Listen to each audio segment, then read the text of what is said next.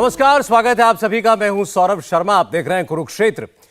भारत की वीर सेना ने सरहद पर तो चीन के नापाक साजिशें नाकामयाब कर दी, लेकिन देश के अंदर अपने ही राजनीतिक दलों के बीच बचे घमासान का कोई अंत होता हुआ नजर नहीं आ रहा है। 3 दिन से लगातार पूरा विपक्ष चीन के मुद्दे पर सीधे प्रधानमंत्री पर वार कर रहा है और मोदी सरकार इतिहास याद दिलाकर पलटवार कर रही है। लेकिन इस सबसे किसका फायदा और किसका नुकसान हो रहा है, यह कोई नहीं सोच रहा। चीन की सेना तो मार खाकर लौट गई और शी जिनपिंग की तानाशाही की वजह से वहां कोई चूं तक नहीं कर सकता। हिंदुस्तान एक लोकतंत्र है, सबको अपनी बात कहने की आजादी है, लेकिन क्या इस आजादी में हम कुछ भी कहेंगे? दुश्मन के सामने एकजुटता दिखाने की बजाय अपने ही हाथ को कमजोर करेंगे? सरकार से सवाल पूछना एक बात है, देश के प्रधानमंत्री को कमजोर कहा जाए, डरपोक कहा जाए, पूछा जाए प्रधानमंत्री के चीन के साथ क्या संबंध है, क्या इसे भी हम उचित कह सकते हैं? हम ये बात क्यों कह रहे हैं, आपको दिखाते हैं। पिछले 24 घंटे के अंदर अंदर कांग्रेस पार्टी के अलग अलग ट्विटर हैंडल्स से, उनसे जुड़ी ऑर्गेनाइजेशंस के ट्विटर हैंडल्स से, अलग अलग राज्यों की इकाइयों से जो ट्वीट किए गए, सब में आपको एक समान हैशटैग नजर आएगा। वो हैशटैग है म्यूट मोदी। म्यूट मोदी मतलब मौन मोदी, मतलब चीन पर खामोश मोदी। जिस पर सवाल पूछे जाते हैं कांग्रेस पार्टी की तरफ से कि मोदी जी चीन से डरते क्यों हैं, चीन के सामने कुछ बोलते क्यों नहीं, चीन का नाम क्यों नहीं लेते। आपको याद होगा 2020 में जब लद्दाख में भारतीय सेना का सामना हुआ था चीन के घुसपैठियों के सामने, उस वक्त विपक्ष की तरफ से क्या हैशटैग चलाया गया था? सरेंडर मोदी। इस बार बढ़कर क्या हो गया? डरेंदर मोदी। कल चला जवाब दो मोदी और आज म्यूट मोदी। हम यही सवाल पूछ रहे हैं कि आखिर इस किस्म की भाषा की क्या जरूरत है और क्या स्थान है? कांग्रेस ना सिर्फ प्रधानमंत्री से जवाब मांग रही है, बल्कि इस बात को लेकर हमला कर रही है कि प्रधानमंत्री शी जिनपिंग से मिले क्यों। इंडोनेशिया में मुलाकात हुई थी। कांग्रेस के प्रवक्ता पवन खेड़ा ने तो यहां तक कह दिया कि प्रधानमंत्री मोदी लाल शॉल ओढ़कर शी जिनपिंग को झुककर सलाम क्यों करते हैं। क्यों घबराते हो आप चीन से? क्यों 18 बार आप चीन के राष्ट्रपति से मिलते हो? क्यों आप लाल शॉल ओढ़ के उनके आगे झुककर उनको सलाम करते हो? हम ये सवाल आपसे आज पूछना चाहते हैं। हम पूछना नहीं चाहते थे पहले, लेकिन आपके रवैया देखकर संसद में भी और संसद के बाहर भी आपका रवैया देखकर हम मजबूर होकर ये पूछ रहे हैं कि मजबूरी आपकी क्या है? क्यों आप चुप हो जाते हो चीन के सामने? क्यों आप डर जाते हो चीन के सामने? क्यों देश की सेना का अपमान करते हो आप चीन के सामने? क्यों देश की सीमाओं के साथ आप खिलवाड़ करते हो चीन के सामने? ये सवाल हम पूछेंगे और बार बार पूछेंगे। देश की सेनाओं का अपमान कौन कर रहा है, सरहद पर कौन अपनी सेना के हाथ कमजोर कर रहा है, इस पर हम बात करेंगे। कांग्रेस पीएम पर हमलावर है और आज कांग्रेस पार्टी के राष्ट्रीय अध्यक्ष मल्लिकार्जुन खड़गे ने एक ट्वीट किया, वो भी आप जरा देखिए। मल्लिकार्जुन खड़गे लिखते हैं कि मोदी सरकार की लाल आंखों पर चीनी चश्मा चढ़ा हुआ है। क्या भारतीय संसद के अंदर चीन के खिलाफ बोलने की इजाजत नहीं है? तो बात अब चीनी चश्मे तक पहुंच गई है। पूछा जा रहा है लाल आंख दिखाने की बात थी, क्या हुआ?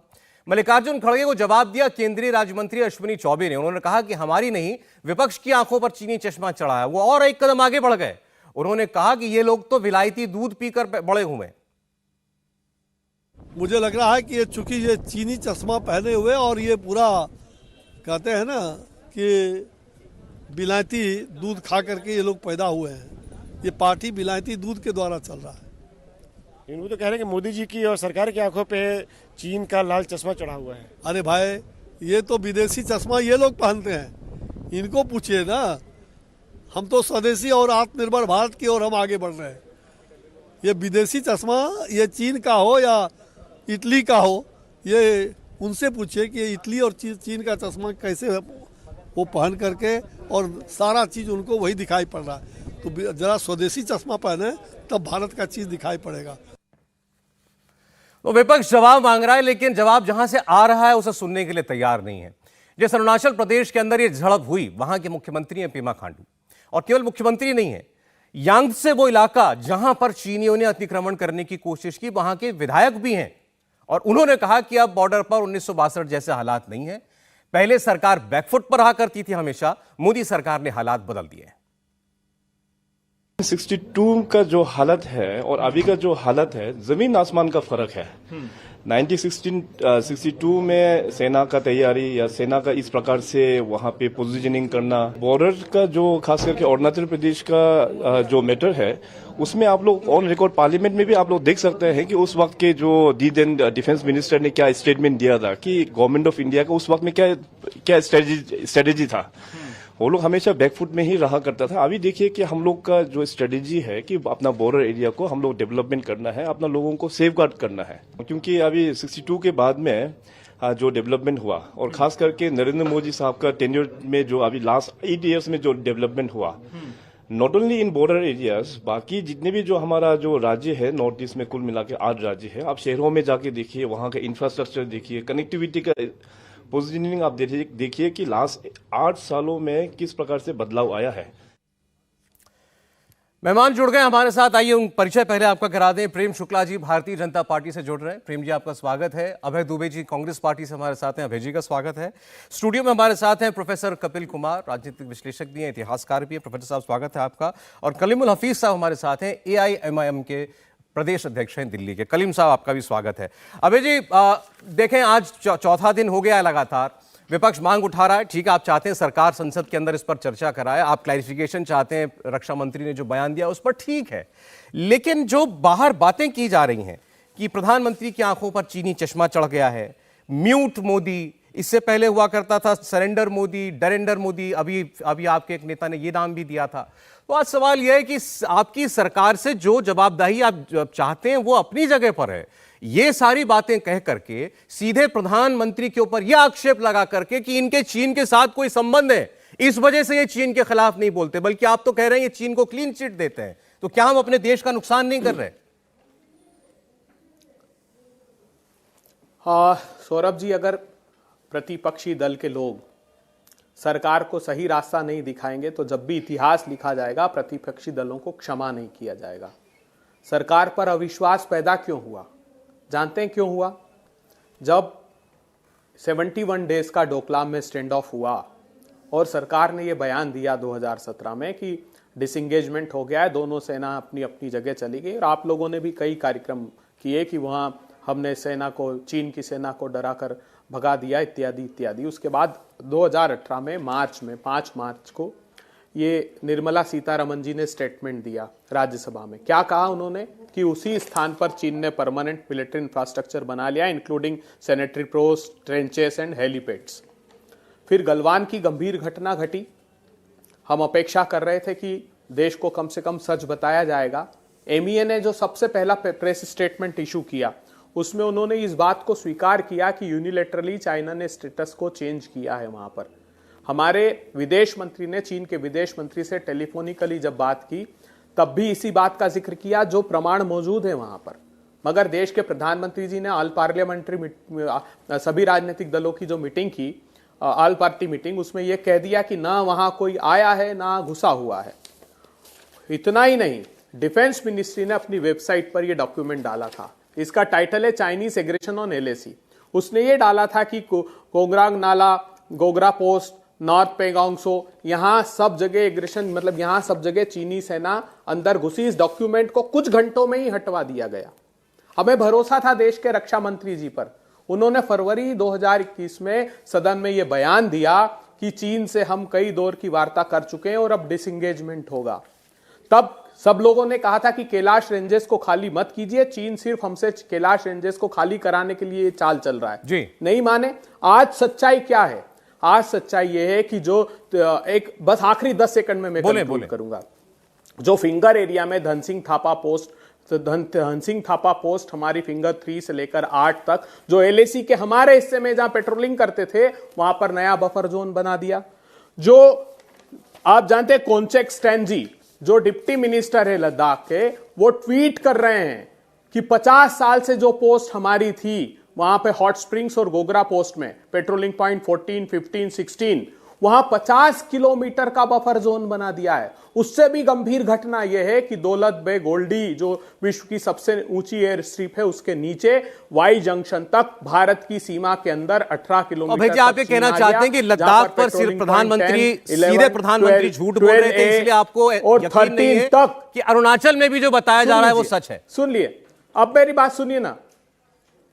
देखिए, अरुणाचल प्रदेश में तापिर गांव ने एक विदेशी अखबार को स्टेटमेंट दिया है, जो कि मेंबर ऑफ पार्लियामेंट है अरुणाचल प्रदेश के।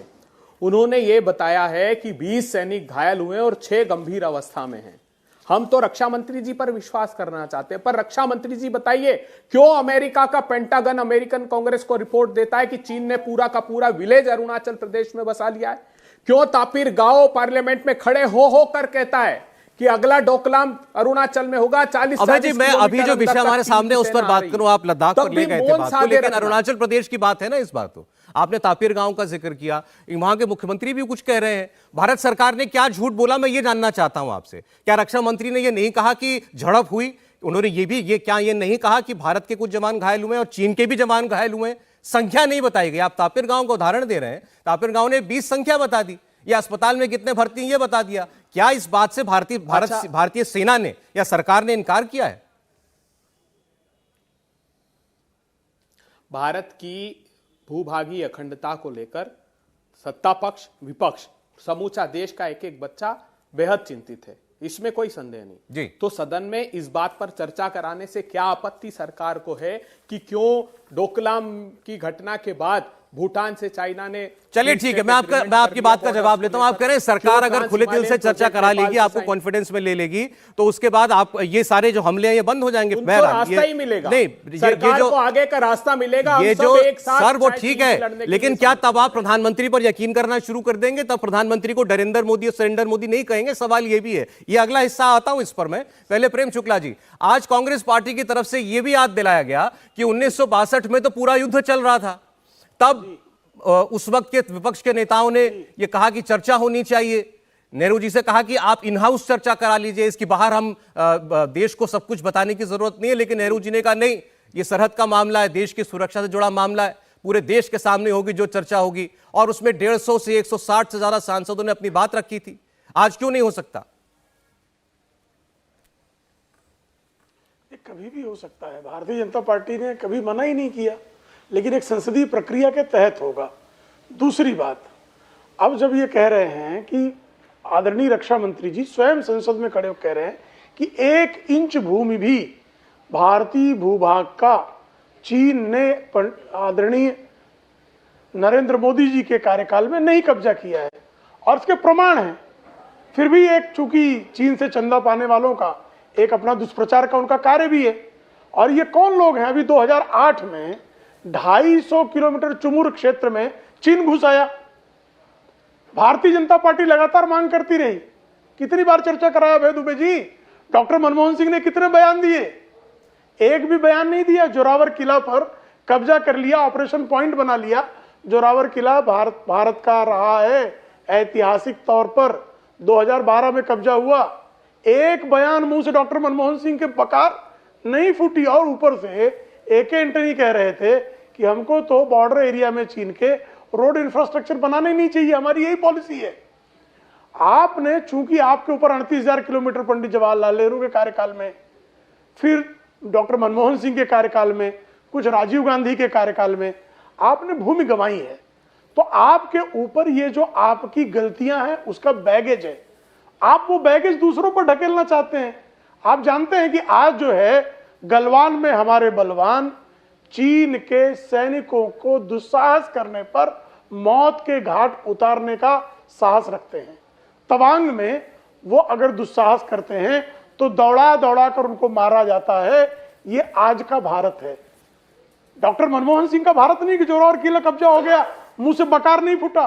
क्यों संसद में नहीं बताया भाई? रोका था आपको। आज बड़े लोकतंत्रवादी बन रहे हैं आप, तब बारंबार चर्चा होने पर चर्चा करने के लिए कभी नहीं तैयार हुए। हम आज भी चर्चा करने को तैयार हैं। नहीं, देखिए उसमें अंतर, देखिए शुक्ला जी, अंतर यह है कि ये इस बार सीधे सीधे प्रधानमंत्री की नीयत पर सवाल उठा रहे हैं। वो तो ये कह रहे हैं, जैसे कि ओवैसी जी ने भी कहा कि भाई देश की सेना बड़ी मजबूत है, प्रधानमंत्री बहुत कमजोर है। सीधा प्रधानमंत्री टारगेट है। सौरभ जी, इस देश का यही दुर्भाग्य है कि चीन के चंदे पर पलने वाले मुख्य विपक्षी दल है और पाकिस्तान परस्ती में जो दीवाने हैं। आपको ध्यान होगा, हमारी सेना ने जाकर सर्जिकल स्ट्राइक की और एयर स्ट्राइक की। कांग्रेस के श्रीमान राहुल गांधी ने कहा कि आप खून की दलाली करते हैं। संदीप दीक्षित इनके सांसद रहे हैं, उन्होंने कहा कि भारत का जो सेना प्रमुख है जनरल बिपिन रावत तो गुंडे हैं। संजय निरुपम ने कहा वहां तो कौवे मरे। अरविंद केजरीवाल के बयान भी आपको याद होंगे। तो पाकिस्तान के पक्ष में खड़े हो जाना, चीन के पक्ष में खड़े हो जाना, लेकिन भारत का पक्ष रक्षा मंत्री को न सुनना, प्रधानमंत्री को न सुनना, सेना प्रमुख को न सुनना, सबूतों को न सुनना, यह जो है, ये जो पीएलए से एमओयू साइन करके जो चीन का चंदा चबाकर जी रहे हैं। आप इस सब के बावजूद ये कह रहे हैं कि संसद में चर्चा हो सकती है, लेकिन नियमानुसार होगी। संयुक्त राष्ट्र की सुरक्षा परिषद की सदस्यता दिलाने का दुष्कर्म करते हैं। आगे की बात कर रहा हूं, अभी कहा ना उन्होंने, अभय जी ने कहा हमसे बात करेंगे, कुछ आगे का रास्ता आपको मिलेगा, तो आप भी उससे इनकार नहीं कर रहे। आप कह रहे हैं अगर बात केवल चर्चा की तो चर्चा हो सकती है। यही मिलेगा कि और कब्जा करवा देंगे। 38,000 किलोमीटर का इतना रास्ता बताने वाले थे, तो 38,000 किलोमीटर में से 1 किलोमीटर कब्जा कर लिया होता है। एक सेकंड, इस पर अभय दुबे जी बहुत छोटा सा जवाब दीजिएगा, बाकी दो मेहमान के पास जाऊंगा, क्योंकि सीधा आपका नाम लिया गया। आपसे बात करेंगे तो और जमीन खवा देंगे, कह रहे हैं। मुझे और दे दीजिए 10 सेकंड। और सौरभ जी 10 सेकंड। अच्छा चलिए प्रेम जी, कंप्लीट कर लिए, छोटे। नाथुला में चीन ने दुस्साहस किया 1967 में, और यहां से कहा गया कि उस पर कार्रवाई मत करो। इंदिरा गांधी की सरकार ने, सगत सिंह ने तोपे लगाई, 300 सैनिकों को मार दिया। सगत सिंह को पुरस्कृत नहीं किया गया, सगत सिंह का ट्रांसफर कर दिया गया। ठीक है। तो ऐसे कायराना हरकतें करने वाले कायरता के अलावा क्या सिखाएंगे भाई? अच्छा अभय जी बोलिए, बताइए मुझे। बोलिए अभय जी। नेहरू की कायरता, इंदिरा जी के जमाने की, ठीक है प्रेम जी, एक मिनट, ठीक है, बोलने दीजिए, उसके बाद दो मेहमान वेट कर रहे हैं, बोलिए। जमाने की कायरता, तो कायरता की विरासत से क्या हासिल करेंगे? ठीक है अभय जी, शॉर्ट रिप्लाई। सौरभ जी देखिए, कितनी हताशा, निराशा और घबराहट दिखाई दे रही है भारतीय जनता पार्टी के प्रवक्ता ने। अरे इतना दृढ़ता से चीन से लड़िए साहब, कांग्रेस पार्टी से लड़ रहे हैं आप। क्या सुझाव देती कांग्रेस पार्टी? फिर आपको सुझाव ये देती कि जो हमने माउंटेन, और आप जितनी गाली देना हो एक बार इनसे कहिए सौरभ जी, बोलिए, कंप्लीट कीजिए अभय जी। जितनी गाली देना है दे दे। गाली करने पूरे शो में ये कांग्रेसियों का कुकर्म है। हाँ, कांग्रेस गाली देना कांग्रेसियों का। अब देखिए सौरभ जी, जी हम क्या सुझाव देते? हम कहते कि साहब जो माउंटेन स्ट्राइक कॉप का प्रोविजन हमने किया था 2013-14 में, जब हमारी सरकार जा रही थी और गंभीरता से समझ रहे थे, 65,000 करोड़ रुपए का प्रोविजन किया था, 90,000 सैनिकों की तैनाती। हम चाहते थे कि चीन से लगी भारत की सीमा जो 4,000 किलोमीटर से अधिक का हिस्सा है, उस पर करें। लेकिन प्रधानमंत्री जी वुहान में मिलते हैं 2018 में जिनपिंग के साथ तालाब के किनारे, और वो प्रपोजल ड्रॉप हो जाता है। तो हम कहते हैं कि साहब उसको अपनाइए। हम ये सुझाव देते, गंभीर बात बता रहा हूं, 10 लाख कैमरे भारत सरकार के मंत्रालयों में लगे हैं चीनी कंपनियों के, जिनके सर्वर अब्रॉड हैं, जिसको भारत सरकार ने स्वीकारा है। क्या कार्रवाई की? हम ये पूछते सरकार से। हम कहते कि 10,000 लोगों की हिंदुस्तान में जासूसी करने की प्रामाणिक खबर एक बड़े अखबार ने छापी थी, जिस पर से जयशंकर प्रसाद जी ने कहा था कि 8 दिन में ये मामला गंभीर है, मैं कमेटी बना करके इसकी जांच कराऊंगा। उस जांच रिपोर्ट के बारे में हम पूछ लेते। प्रधानमंत्री जी, $75 मिलियन का ट्रेड डेफिसिट कैसे हो गया? पार्लियामेंट्री स्टैंडिंग कमेटी कहती रही आपको कि पूरा एमएसएमई तबाह हो गया, लेकिन फिर भी क्यों शरण में चले गए चीन की? अभी आप सुझाव की बात कर रहे थे, अभी आप सवाल पर आ गए अभय जी। मैं जरा बाकी दोनों मेहमानों को चर्चा में लाना चाहता हूं, फिर आऊंगा आपके पास दोबारा। मैं एक सेकंड, प्रोफेसर साहब जरा कलीम साहब की बात सुनवा के फिर आपके पास आ रहा हूं। कलीम साहब, ओवैसी साहब ने यह कहा है कि देश की सेना तो बड़ी मजबूत है, प्रधानमंत्री बहुत कमजोर है, और ये कहने के लिए जिस लेख का, जिस आर्टिकल का उन्होंने सहारा लिया, वो यूके में, इंग्लैंड में छपने वाला एक अखबार है, और उसमें एक अननोन सेना के सोर्स के हवाले के अलावा कुछ नहीं है। मैंने वो आर्टिकल पढ़ लिया और अपनी बात भी वो शुरू करते हैं, अगर ये आर्टिकल ठीक है तो, अगर की बुनियाद पे आप ये कहने के लिए तैयार हो जाते हैं कि देश का प्रधानमंत्री इतना कमजोर है कि चीन के सामने भारत की सुरक्षा को गिरवी रख देगा। देखिए, असदुद्दीन ओवैसी साहब तो एक विपक्ष के नेता है, उनके बारे में तो कुछ भी कहिए आप, लेकिन डॉक्टर सुब्रमण्यम स्वामी बीजेपी के सांसद हैं। उन्होंने टीवी पर अभी बयान दिया, उसमें हमारे दोनों पैनलिस्ट भी हमारे साथ थे। उन्होंने कहा कि मोदी जी इतने डरे हुए क्यों हैं कि वो चाइना के सामने अपनी जुबान खोलने से डरते हैं। आखिर चाइना हमारे ऊपर इतना तकलीफ आक्रमण कर रहा है, डेमचौक और लद्दाख से लेकर अरुणाचल प्रदेश तक उसने हमारे ऊपर एग्रेशन किया हुआ है। हमारे स्वास्थ्य मंत्रालय ने कहा कि हमारा जो एम्स का सर्वर है वो चाइना ने अटैक कर लिया। हमारा ट्रेड इम्बैलेंस है, यानी तमाम तरह का जो चाइना है वो हमारे साथ एग्रेशन कर रहा है, लेकिन फिर भी हमारे प्रधानमंत्री इंडोनेशिया में उससे हाथ मिलाने के लिए उठ के चले जाते हैं। उन्होंने कहा कि प्रधानमंत्री को तो सब बिल्कुल बात नहीं करनी चाहिए। उन्होंने ये कहा कि सरकार आखिर बात बताने से डरती क्यों है, क्यों आखिर जो सीमा की घटनाएं हैं वो प्रेस के थ्रू देश को पता चल रही हैं, ये सरकार के थ्रू क्यों नहीं पता चल रही? जब प्रेस ने इनको पकड़ लिया रंगे हाथों तब जाके ये संसद में बयान दे रहे हैं। क्या अच्छा होता है ये खुद संसद में बयान देते या देश को संबोधित करके ये बताते कि इस तरह की घटना हो गई है, तब प्रेस इसको रिपोर्ट करती। तो सवाल ये है कि वीक लीडरशिप है। ये भारतीय जनता पार्टी का एक सांसद जो 2 बार का मंत्री है वो कह रहा है, और सुब्रमण्यम स्वामी की सारी बातों से सहमत होते होंगे फिर आजकल आप बबांग दहल कह रहे हैं। अब आप उसको सुब्रमण्यम स्वामी की सारी बातों से आप सहमत होते होंगे, तो आपकी पार्टी के बारे में क्या कुछ कह चुके हैं और सदर ओवैसी साहब के बारे में वो बातें भी आपको मैं याद दिला सकता हूं, लेकिन आज आपको बड़े अच्छे लग रहे हैं वो, एक बार जरा जवाब दे दें। लेकिन बार-बार सुनिए ना, जो वो आज प्रधानमंत्री के लिए कह रहे हैं इसको तो सुनिए ना। नहीं, मैं तो कह रहा हूं आपसे कि आज वो प्रधानमंत्री के लिए कह रहे हैं तो उनकी बात आपके लिए पत्थर की लकीर बन गई। इससे पहले वो बीजेपी के लिए काम करने वाले और मुसलमानों के दुश्मन हुआ करते थे। एक सेकंड जरा प्रोफेसर साहब, बार बार एक बात आती है कि प्रधानमंत्री क्यों गए मुलाकात करने के लिए, इंडोनेशिया में गए थे मुलाकात करने। बट मेरी सदर को उन्होंने डिटो किया, उन्होंने कहा सुब्रमण्यम। अच्छा सर, ठीक है, ठीक, मैं उनकी चर्चा भी करता हूं कि प्रधानमंत्री लाल शॉल ओढ़ के क्यों शी जिनपिंग से मुलाकात करने के लिए गए इंडोनेशिया के अंदर, क्यों वो चीन का नाम नहीं लेते अपनी जबान से, क्यों चीन शब्द नहीं निकलता मुंह से, इस पर है एतराज। देखिए, मैं 2 बातें कहना चाहूंगा। अभय दुबे जी से वार्ता करने में थोड़ा अच्छा लगता है क्योंकि अभय दुबे जी तर्क पे बात करते हैं, वो और तरीके से नहीं आते कि डिबेट को डेरेल कर दिया जाए या कोई और बहाना बना दिया जाए। अभय दुबे जी, मैं आपकी इस बात की पूरी तारीफ करता हूं जो आपने कही कि पारदर्शिता होनी चाहिए और संसद में इस पर चर्चा होनी चाहिए, ठीक है।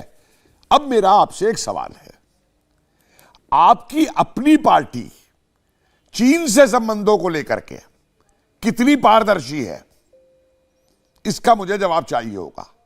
क्या आपकी पार्टी की जो संधि है चीन के साथ में, कहते कहते जनता थक गई है इस देश की कि बताइए आपने क्या संधि की हुई है चीन के साथ में, ऐसी क्या उस संधि के अंदर चीज है जो आप उस संधि को जनता के सामने नहीं रख सकते? जनता तो छोड़िए, अपने पार्टी वर्कर्स के सामने नहीं रख सकते। आप प्रवक्ता है उनके, आप तक को नहीं मालूम कि उस संधि के अंदर क्या किया गया है। तो पहले मेरा एक सवाल है इसके ऊपर। दूसरी चीज मैं कहूंगा कि पारदर्शिता यह भी कहती है कि आपकी पार्टी यह भी माने जी कि 49 के अंदर जब सरदार पटेल ने चिट्ठी लिखी थी नवंबर में और यह बताया था कि चीन ये करेगा, तो उस समय आपकी पार्टी के जो प्रधानमंत्री थे उन्होंने उस चिट्ठी को डस्टबिन में क्यों फेंक दिया था? आपकी पार्टी इतनी भी पारदर्शी बने कि जो नॉर्थ ईस्ट के इन बॉर्डर के इलाकों के अंदर इंफ्रास्ट्रक्चर डेवलपमेंट इतने साल पहले होना चाहिए था, 62 के बाद में भी आपकी पार्टी बहुत देर पावर में रही ना, वो इंफ्रास्ट्रक्चर डेवलपमेंट वहां पे क्यों नहीं हुआ? क्यों इस तरीके की चीजें नहीं बनी? साहब, आपने तो पहले अपने ऊपर। और एक मिनट साहब, ये ओवैसी साहब के जो प्रतिनिधि हैं इनसे एक बात और पूछ लूं। साहब, आप बहुत कह रहे हैं कि फलाना ये कहता है, फलाना ये कहता है।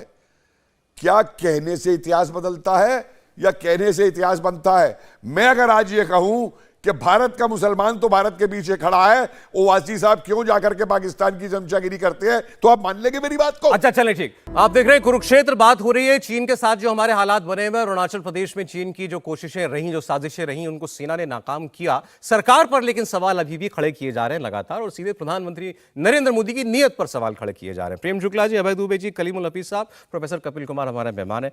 प्रोफेसर, आपने कांग्रेस पार्टी से भी सवाल किए थे, एमआईएम से भी सवाल किए थे, आपने भी नेहरू जी का जिक्र किया। ये बात देखिए, आज की तारीख में सुनने वाले जो होते हैं, जो तस्वीरों में देख रहे होते हैं कि भाई चीन में पिछले साल की तस्वीर थी, वो अरुणाचल की हमारे सैनिकों ने डंडे मार मार के कैसे भगा दिया था उनको, और चीनियों को अपना सामान उठाने तक का मौका नहीं मिला था। लेकिन हम क्यों जाते हैं नेहरू जी पे? क्या जरूरत है नेहरू जी की बात करने की? आज की बात करें ना हम जी। आज कई बार लोग मुझसे भी सवाल करते हैं कि आप तो नेहरू को घृणा करते हैं, मेरा जवाब होता है कि नेहरू ने जो गोवा का ऑपरेशन किया था, मैं नेहरू की तारीफ करता हूं। अगर नेहरू ने इसरो बनाया था तो मैं तारीफ करता हूं, एटॉमिक सेंटर बनाया था तो मैं तारीफ करता हूं। लेकिन कश्मीर और चीन ये दो ऐसे मुद्दे हैं जो आज भी हमारे लिए ज्वलंत मुद्दे हैं, और इतिहासकार होने के नाते इसलिए याद दिलाता हूं कि जो गलतियां उस समय हुई उन गलतियों को हम दोबारा ना दोहराएं। और गलतियां ही नहीं, जानबूझ करके जब एक के बाद एक चीज होती है तब मुझे देखिए, मैंने उस दिन एक बात कही थी, और दुबे जी मैं आपसे एक बात कहता हूं, क्या आपकी पार्टी इस बात का समर्थन करेगी? मैं बड़ा एक स्पष्ट सवाल पूछ रहा हूं, सरकार की बात तो छोड़िए, क्या हमारी संसद एक ऐसा रेजोल्यूशन आप लाएंगे जिसमें आप ये कहें कि तिब्बत चाइनीज ऑक्युपाइड देश है, हमारे नक्शे में तिब्बत को चाइनीज ऑक्युपाइड दिखाया जाना चाहिए, और पूरा भारत खड़ा होकर के तिब्बत की स्वतंत्रता के लिए तिब्बत के पीछे रहेगा?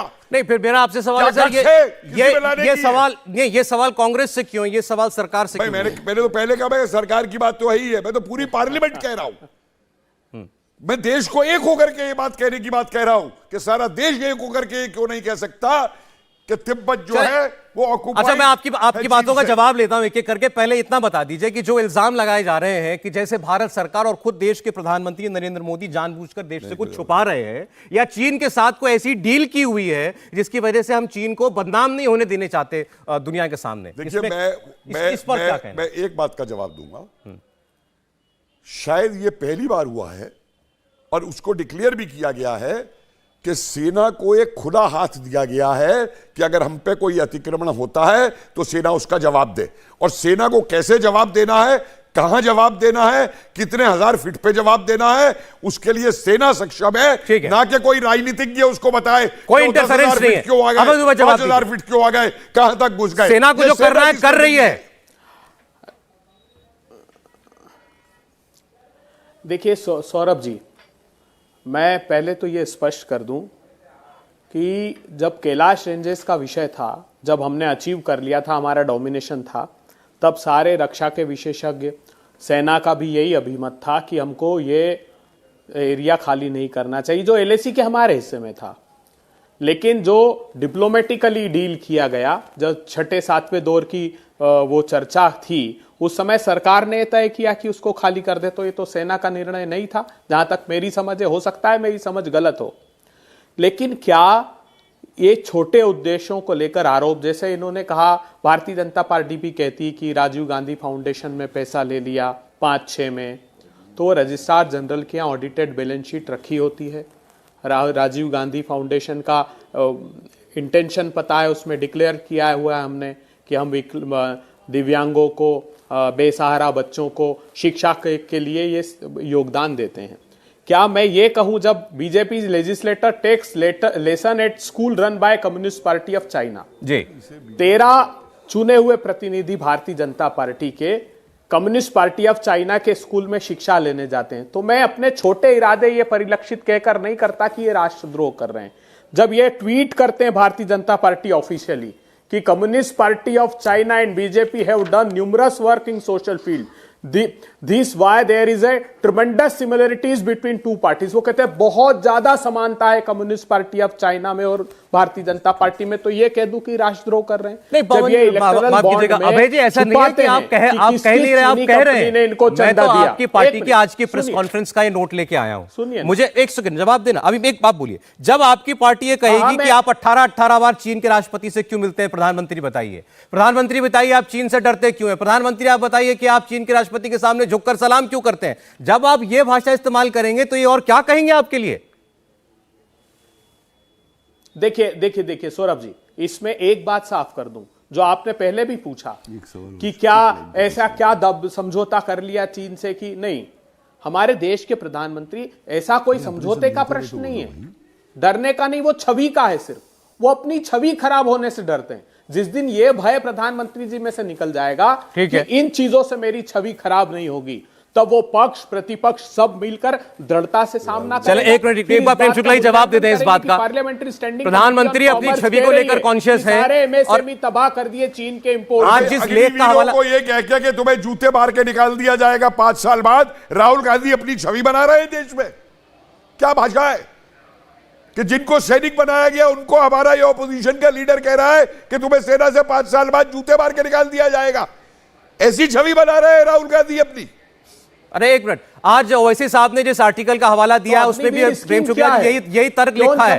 उसमें लिखा है कि प्रधानमंत्री नरेंद्र मोदी 2024 के चुनाव से पहले एक स्ट्रांग मैन की छवि उनकी जो है उसको बरकरार बनाए रखना चाहते हैं, और उसमें उसके आड़े ये आता है कि ये दिखाई देगी चीन ने हमारी सीमा में घुसपैठ करने की कोशिश की। देखिए, आदरणीय नरेंद्र मोदी को अपनी छवि से अधिक भारत की छवि की चिंता है। वो पहले प्रधानमंत्री हैं जो दिवाली सेना के जवानों के साथ मनाते हैं। वो पहले प्रधानमंत्री हैं जिसके कार्यकाल में सेना घुसकर सर्जिकल स्ट्राइक करती है पाकिस्तान में, घुसकर जो है म्यांमार में सर्जिकल स्ट्राइक करती है, घुसकर एयर स्ट्राइक बालाकोट में करती है। वो पहले प्रधानमंत्री हैं जिसके कार्यकाल में गलवान में भारत के बलवान चीन के घुसपैठियों को मार गिराते हैं। वो पहले प्रधानमंत्री ऐसे हैं जिनके कार्यकाल में आप देख रहे हैं तवांग में चीनी सेना को किस तरह से खदेड़ा जाता है, जिनके कार्यकाल में चीन को क्वाद की घेराबंदी की जाती है, जिनके कार्यकाल में आज चीन को जो है नॉर्थ कोरिया और पाकिस्तान के अलावा कोई कूटनीतिक रूप से उसके साथ नहीं खड़ा है भारत के विरुद्ध। तो भारत के साथ पूरी दुनिया खड़ी है। तो आदरणीय प्रधानमंत्री जी को भारत की छवि की निश्चित तौर पर चिंता है और भारत की सशक्त छवि को उन्होंने खड़ा किया है। इसलिए मेक्सिको का राष्ट्रपति कहता है कि आदरणीय नरेंद्र मोदी जी के अध्यक्षता में यूनाइटेड नेशंस को शांति आयोग का गठन करना चाहिए। इजराइल का प्रधानमंत्री कहता है कि आप हमसे अधिक लोकप्रिय इजराइल में हैं। जो बाइडेन कहते हैं कि आप जिस तरह से जो है काम कर रहे हैं वो निश्चित तौर पर जो है भारत की यश को बढ़ाने वाला है। उनका जो है ऋषि सुनक से लेकर जो है बोरिस जॉनसन तक उनकी प्रशंसा करते हैं। तो ये उनकी जो है समग्र भारत की G20 की अध्यक्षता भारत को मिलती है और ये सारी चीजें विश्व पटल पर जो है भारत की छवि को प्रबल करने का काम मोदी जी करते हैं। ठीक है। हाँ, इससे उन सबको पीड़ा होती है जिनके कार्यकाल में फ्रजाइल 5 भारत को कहा जा रहा था। डॉक्टर मनमोहन सिंह जी के कार्यकाल में वैश्विक बिरादरी जो है फ्रजाइल 5 में भारत की गिनती करती थी, कर रही थी, नहीं कर रही थी। और अरुणाचल प्रदेश में जो है जब दलाई लामा जाते थे और जाने की बात होती थी और चीन आपत्ति कर देता तो दलाई लामा को भेजा नहीं जाता था। मोदी जी के कार्यकाल में दलाई लामा अरुणाचल प्रदेश जाते हैं, चीन विरोध करता रहे। आप कह रहे हैं कि प्रधानमंत्री को अपनी छवि छोड़िए, किसी और चीज की परवाह नहीं है सिवाय देश की छवि के, सिवाय देश के इंटरेस्ट के। एक मिनट जरा, लेकिन अभी भारत की छवि की चिंता निश्चित तौर पर अभी, लेकिन ओवैसी साहब ने कहा मोदी सरकार कवर अप कर रही है, तो क्या कवर अप कर रही है कलीम साहब? देखिए, ये कवर अप कर रही है जो भारतीय जनता पार्टी के प्रवक्ता बोल रहे हैं और बहुत सारे हमारे जो मीडिया है वो भी उसको कवर अप कर रही है। सच्चाई ये है कि चीन आज भी युद्ध अभ्यास कर रहा है। हमारी वायुसेना भी वहां पर है, हमारी सेना कमजोर नहीं है, लेकिन उस अच्छा बोलिए, इसमें कवर अप क्या है? हाँ, नहीं, देखिए, मैंने इस पे कवर अप ये है कि जो चीन युद्ध अभ्यास कर रहा है वो आज की तैयारी नहीं है उसकी, वो पहले से है वहां पे और पहले से उसकी तैयारी हो चुकी है सब कुछ। लेकिन भारत, हमारे जो पॉलिटिकल लीडरशिप है वो इसको छुपा रही है, इसको डिस्कस करना नहीं चाहती। अगर ये अब सरकार अपने विपक्ष को भी कॉन्फिडेंस में ले और डिस्कस करे, थोड़ा स्पेसिफिक हो सकता है अच्छे आइडियाज मिले। चीन अपने देश के अंदर युद्धाभ्यास कर रहा है, वो करे, मीडिया उसको हम ना रोक सकते और हमसे मतलब क्या उसका। चीन ने ताइवान की समुद्री सीमा तक अपने हवाई जहाज उड़ा दिए थे, टैंक समंदर के किनारे लगा दिए थे, वो करता रहे जो कर रहा है। सवाल यह है कि हमारा क्या नुकसान कर रहा है जो छुपा रही भारत सरकार, ये बताइए। नहीं, हमारी सीमा पे कर रहा है, जहां पे ये जो हादसा हुआ है वहां पे कर रहा है। सवाल ये है कि वो 14,000 फीट पर ऊपर आकर वो हमारे साथ हमारी टेरिटरी में आ जाता है और इसके हमारी सरकार इसको गंभीरता से नहीं लेती। हमारी सरकार ये कहने के पीछे बेसिस क्या है? मैं यही तो जानना चाह रहा हूं कि आपने कहा सरकार गंभीरता से नहीं लेती, सेना ने मार के भगाया उनको वहां से। खबर थी सेना नहीं लेती, नहीं। देखिए, सेना ने मार के भगाया, लेकिन सरकार की हिम्मत नहीं हुई कि वो अपने संसद को भी बता दे यही तो हमारा सवाल है। वो तो जब मीडिया में लीक हो गया तब जाके वो बयान दे रहे हैं। हम अब भी यही चाहते हैं कि आप सरकार देश को साफ साफ बताइए, आपको डरने की जरूरत नहीं है। आपको इंडोनेशिया में जिस तरह से आप उठ के गए थे मिलने के लिए, इस तरह से मिलने की जरूरत नहीं है। आपका जो ट्रेड इंबैलेंस बढ़ गया है, प्रोफेसर साहब सुना, जो भी एतराज है वो सब आप दूसरे देश से इंपोर्ट कर लीजिए अगर आपको करना है। चाइना पर डिपेंड है, क्यों आप इतना घबराते हैं चाइना से? मेरी पहली बात ये सुन लीजिए, रॉ, आईबी, मिलिट्री इंटेलिजेंस और तिब्बत स्काउट्स, ये 4 हमारी एजेंसी ऐसी हैं जिन पे मुझे गर्व है। जो डे टू डे रिपोर्ट हमको चीन की मिलती है, अब की बार भी ये कहा गया कि पहले से हमें खबर थी कि वो आएंगे, लेकिन कुछ लोग ये चाहते हैं कि ये जो हमको इंटेलिजेंस रिपोर्ट मिलती है अपनी स्ट्रेटेजी बनाने के लिए, वो पार्लियामेंट के पटल पर रोज रख दी जाए कि हिंदुस्तान भी क्या तैयारी कर रहा है, हिंदुस्तान को क्या खबर। बात कर रहे हैं भाई साहब चुप करिए, मेरी मैं आपके बीच में नहीं बोला था। सर बोलिए, मैं आपके बीच में नहीं बोला था। समय कमी है, मैं आपके बीच में नहीं बोला था। और सुनिए, अभय दुबे जी ने तो खैर मेरी दोनों बातों का जवाब नहीं दिया, जो मैंने तिब्बत को लेकर बात कही और उनके रेजोल्यूशन की, और जो मैंने इनसे चीन की स्थिति की बात की। लेकिन प्रेम शुक्ला जी, मेरा आपसे एक सवाल है। देश की सुरक्षा को लेकर सरदार पटेल जैसे गांधीवादी ने गांधीवाद छोड़ दिया था देश को एक करने के लिए, हैदराबाद ऑपरेशन करके, जूनागढ़ ऑपरेशन करके, कश्मीर दिखा करके।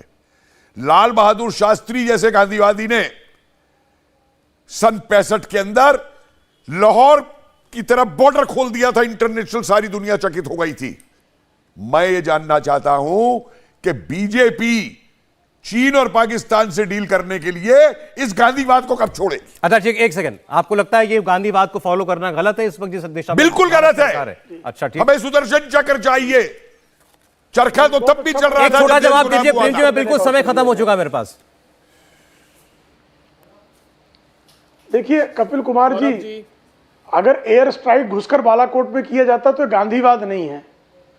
अगर उरी का बदला जो है घुसकर जो है सर्जिकल स्ट्राइक किया, तो मैं मानता हूं प्रेम जी। गलवान में हमारे बलवान तो बताइए हलाक करते तो गांधीवाद। अरे इनको तो बता दीजिए। और अगर आप गांधीवादी नहीं है, दौड़ा दौड़ा के चीनियों को कूटते हैं, उनकी पसलियां तोड़ते तो गांधीवाद नहीं है। गांधीवाद कैसे है मैं बता दूं आपको। चीन वाले हमारी, सुनिए सुनिए, एक सेकंड दे दीजिए मेरे पास समय नहीं है। एक सेकंड प्रोफेसर साहब, चीनी हमारे अंदर घुसे, अगर 300 चीनी घुसता है तो वो पेट्रोल करने नहीं आ रहा। गांधीवाद ये है कि हमने उनकी लाठी से पिटाई की। सरदार पटेल होते तो हम उनके ऊपर मशीन गन से फायर करते। ये फर्क है। संधि है इस बात। संधि ऐसी की तैसी। चीन कोई संधि फॉलो करता है? ठीक, चीन कोई संधि मानता है? इसलिए मैं गांधीवाद कह रहा हूं। मारते गोली। अभय जी मैं बहुत माफी चाहता हूं आपसे, मैं चाह के भी समय नहीं दे सकता, लेकिन इसकी भरपाई किसी दिन जरूर कर दूंगा। बहुत धन्यवाद। 10 सेकंड दीजिए, बस 10। अभय जी अच्छा बोलिए, लेकिन मेरे पास समय नहीं है बिल्कुल। 10 देखिए, सेकंड। चीन CBM line 10 kilometre air space का वायलेशन कर रहा है। अरुणाचल प्रदेश के हमारे नाम उसने बदल दिए। प्रधानमंत्री जी को जरूरत नहीं थी बाली में दौड़कर जाकर मिलने की। अच्छा चले प्रेम जी, मैं माफी चाहता हूं, आपको रोक रहा हूं बीच में। बार बार वही बात आ रही है, चीन के साथ जब हमारे संबंध सामान्य नहीं है तो सामान्य मुलाकातें भी नहीं होनी चाहिए, फिर चीन के साथ किसी किस्म के रिश्ते भी ना हो, फिर ये बात होनी चाहिए। और हम ये देखना चाहते हैं कब गंभीरता से सरकार बैठे, विपक्ष बैठे, इस मुद्दे पर ऐसी बात हो या ऐसी चर्चा हो जिससे देश को कुछ पता चले, बजाय कि सिर्फ इल्जाम तराशी के। बहुत शुक्रिया करूंगा पवन, अभय दुबे जी, प्रेम शुक्ला जी, कलीम साहब का और प्रोफेसर साहब का। बहुत धन्यवाद आपका। इंडिया टीवी हर वक्त हर जगह डाउनलोड करने के लिए सर्च करें India TV news Google play store या ऐप स्टोर पर।